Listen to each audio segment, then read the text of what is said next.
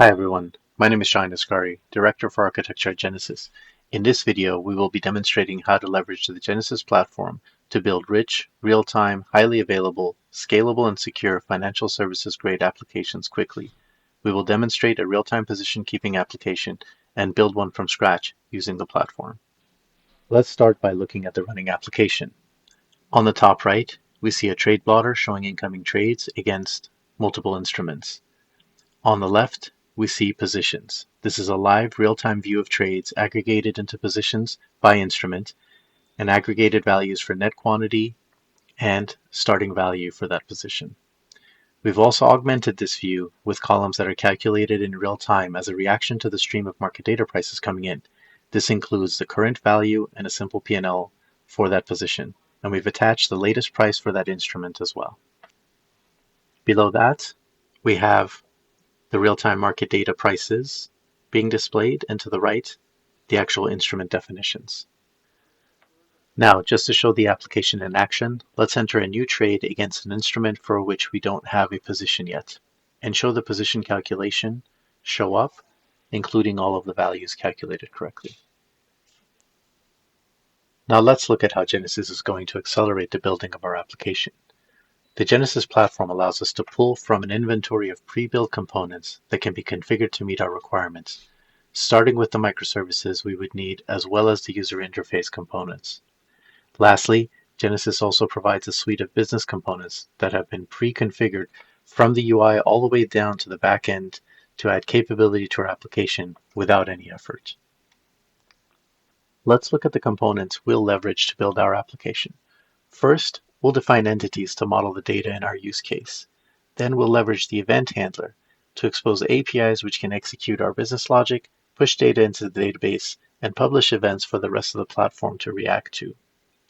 Next, we'll make use of the data server to define real-time views against the data and keep those views live as new events are received from the event handler. We will also leverage the consolidator, which will be configured to take trades as input and aggregate them into position objects using instrument as the aggregation key. Next, we'll also leverage the request server, which will provide APIs that give us snapshots into the data in the database.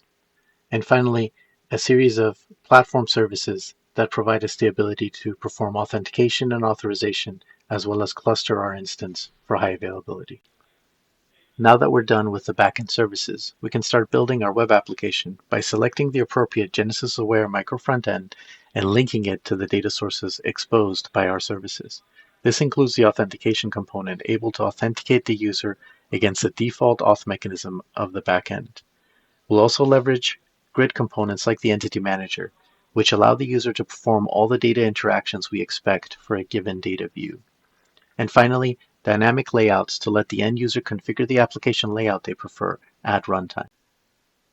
We'll start by using the Genesis Create web app to bootstrap our project. It will help us create the model for our project, select the appropriate components to meet our business need, and help configure them.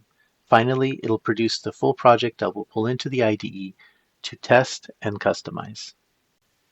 Okay, let's jump into Genesis Create and start configuring our project.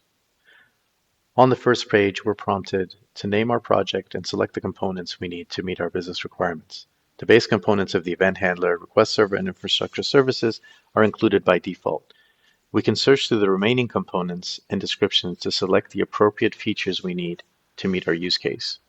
For this project, we'll select the data server to provide real-time ticking views against our data, and the consolidator to allow us to aggregate our trades into positions. We can just as easily add additional business components like reporting or connectivity to FTC3 for our inter-app communication. These choices will drive the prompts we'll see to configure each of the components we've selected. On the next screen, we'll be prompted to configure the entities that will model the data that the application will be managing. These definitions will be used to automatically create our database schema, create, update, and delete APIs in the event handler, where we can also later inject any custom business logic we have, as well as query APIs in the request server to load snapshot views of this data. Okay, let's start defining our entities. First, we'll create a representation of the instrument we want to be trading. We can attach typed attributes to each entity. For instrument, we'll create an instrument ID, which will be of type long, and we'll mark it as a primary key to be generated by the system. I'll use the same pattern and jump forward to the other attributes we'll want for instrument, including symbol, instrument name, currency. Now let's repeat the same process for trade. We'll jump forward to attaching the base attributes, including the identifier, a trade quantity. We'll create an enumeration that represents whether this trade is a buy or a sell trade, as well as price. And we'll use the entity reference to add a column called instrument ID, so we can use this to join to create views, which include instrument attributes for display later in the application. Now let's create the position object. This will be the entity into which multiple trades will be aggregated. Since we want the aggregation key to be the instrument ID, we'll add the instrument ID as a primary key, and this will be populated from the trade, so we don't need it to be generated by the system. We'll also add 2 extra attributes, which we'll use to sum up the values from the trades being aggregated. This includes the starting value and net quantity. And the last representation we'll need will be for the market data that's coming in real time. We'll simulate this by creating a market data object and attaching to it a unique identifier generated by the system, the last price, and again a reference to instrument ID. Now that we've finished defining our entities, we can move on to defining views. Views give us the ability to join multiple entities together to create a more human-friendly representation for either display or to send to downstream systems. Views also provide a way for us to hook in to create derived columns that are calculated in real time. For our use case, we'll start with the trade view, and the root entity will be trade, and we can use all of the attributes in the trade to join to other entities. In this example, we'll join instrument to now have access to both instrument name, symbol, and so on. We'll repeat this process and create additional views for positions as well as market data. Next, we're prompted to configure the queries for the data server. The data server will preload the data for each of these queries to provide the fastest response times to the caller, update them in real time based on events from the event handler, and expose APIs we'll use to display this data in our web application. The first query we'll create will call all trades and point to the trade view we created before. We'll see a preview of the columns that are going to be returned by that query. We'll repeat this pattern to create a positions query, instruments query, and market data so we can display this data live and ticking in our web application. And last component we'll configure will be the consolidators. Each consolidator will be responsible for aggregating multiple input entities into an output entity using the configured aggregation key. For our use case, we'll select trades as the input entity and positions as the output entity. We'll name this consolidator the position consolidator, and we'll declare which attribute from trade feeds into the aggregation key, which is the instrument ID.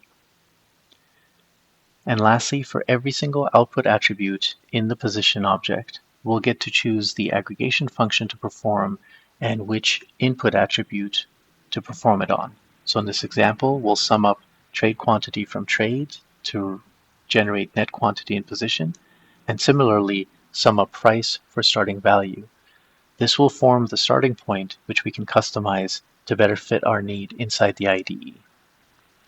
Now that our components are all configured, we're ready to configure our web application. The next screen allows us to configure the various tabs we want in our app, and for each, select from the Genesis-aware micro frontends and connect them to the services we created to allow the user to view and interact with the underlying data. By default, we have a Home tab, and we can add additional tabs either by using the plus sign or the Manage Pages icon. We can also see an inventory of components, including the Entity Manager, which provides full CRUD capability against a view of live ticking data, Grid Pro, which is a read-only view against a similarly live and ticking view, as well as forms and charts to give more richer interactions and visualization to our application. For our application, we'll create a trade blotter leveraging the Entity Manager, And we'll configure the Entity Manager to point to one of the data sources we've created. We see both streaming and snapshot data. We'll leverage the all trades query we created in the data server. And once we select this source, we can see all of the columns that are returned, and we can customize the display names, formatting, as well as whether or not they should be included in both the create and update forms. We can fine-tune how the forms are displayed and make a choice as to whether or not the user should be able to create, update, or delete these entities. And we'll use the Entity Manager also for instruments and market data and the Grid Pro to display our positions, which are not modifiable. Now that we're done configuring our project, we're ready to pull it into the IDE to run the application and customize it further. The next page provides us with a detailed video that walks us through this process. To get started, we'll click the Generate Project. This will create the archive. We'll expand that into our workspace and start up IntelliJ, pointing to the new project location.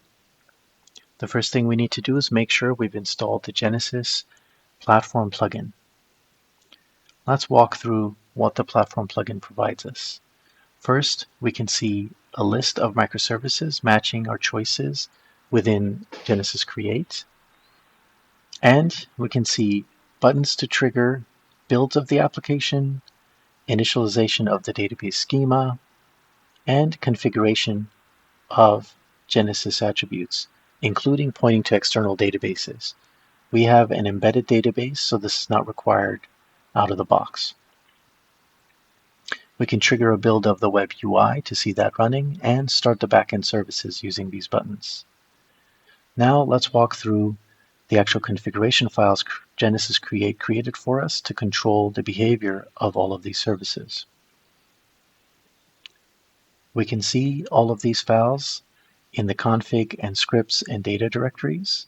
Underneath data, we can see CSVs created that allow us to bootstrap our database for testing, and configuration files that cover things like the entities we created, including position fields, position tables, matching our application's entities, the views we configured within Create, the event handler declaring the various events that we can react to create, update, and delete data. And this is a point at which we can inject custom business logic throughout these various events. The request service configuration simply exposes snapshots against the data or views we've created, and the data server queries that provide real-time ticking views against the same data set. We can also see the consolidator we created with the correct syntax describing how the position is created from the various trades. Genesis Create has also generated a list of to-do bookmarks that we can use to navigate the source code, find the various configuration files in order to add additional customizations to our project. As an example, we'll jump into the table's definition file to further configure our entities. In this example, we want to be able to find the market data object by instrument ID, and we can do that by adding a unique index declaration. Similarly, we'll want to be able to look up instruments by symbol, and we can do that by also adding a unique index. Now we can use these hints to customize our position view to add the extra calculated values we saw in our demo. First, we'll use the provided example to join the market data into our view so we can see updates when a market data element changes. Next, we'll add an element from the market data to show the last price inside this view. Finally, we'll use the provided example of derived fields to add a simplified implementation of market value and P&L that'll be calculated in real time every time a market data element changes. Now we'll want to also navigate to the data server query section and make sure we're adding the new calculated columns into our positions query. Next, we can jump into the consolidator implementation and see if there's any customizations we can make. Now, our simplified implementation was not taking into account whether the trade was a buy or a sell, so we can expand the definition to make a choice based on that value to move the quantity up or down, and equally the actual starting value. All right, let's close everything up and build and start our application. To test, we're going to need some sample instruments, so we can use the CSV provided, and I'll paste in a few sample instruments for testing. And we'll use the plugin to trigger a build of the application and a local installation so we can actually start all of our microservices. We'll initialize our database schema. This will create all of the tables and sequences we need in the embedded database. We'll confirm that we want those changes committed. And we'll install the test data, which includes a sample user to log in, as well as the instruments we wanted.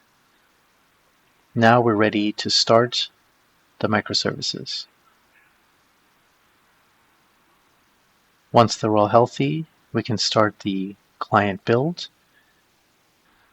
Once the web application successfully builds, it'll bring up the web app, and we can log in using the authentication module using the default user.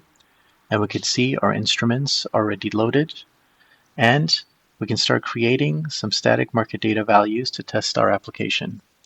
So let's actually enter using the Entity Manager's forms values for NVIDIA.